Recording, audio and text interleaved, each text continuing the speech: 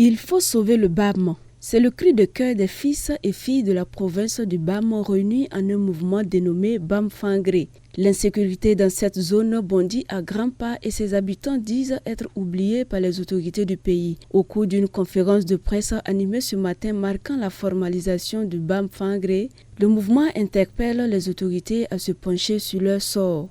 Il faut sauver le BAM et cela est une revendication et non plus un cri de cœur.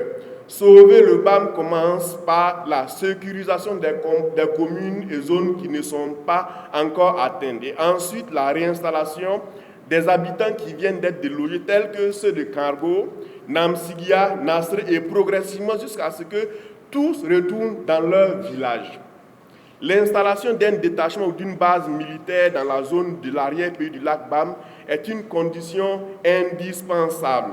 Et cette revendication doit être satisfaite dans les plus brefs délais, car cette zone ne doit plus être un trou noir comme dit plus haut. Cela permettra à la population d'avoir un minimum de confiance quant à leur sécurité.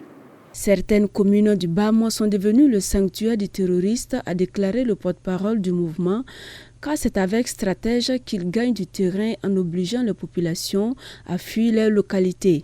Nous revenons vers vous pour rapporter qu'actuellement, des 9 communes du BAM, seules 4 n'ont pas enregistré d'attaque, mais sont bien dans leur viseur quand on observe les mouvements de contournement du côté de l'axe Kongoussi-Kaya.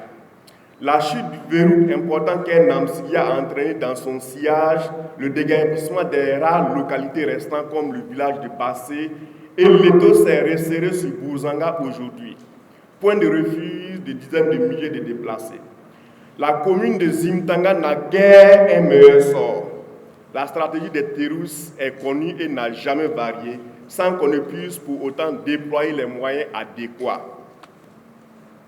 pour la contrer. Il s'agit d'affamer et d'assoiffer une localité en la harcelant par des attaques incessantes pour finir par l'épuiser et lui porter le coup de grâce. Pendant ce temps, les localités riveraines dans l'expectative se croient à l'abri avant de se retrouver subitement dans la tourmente.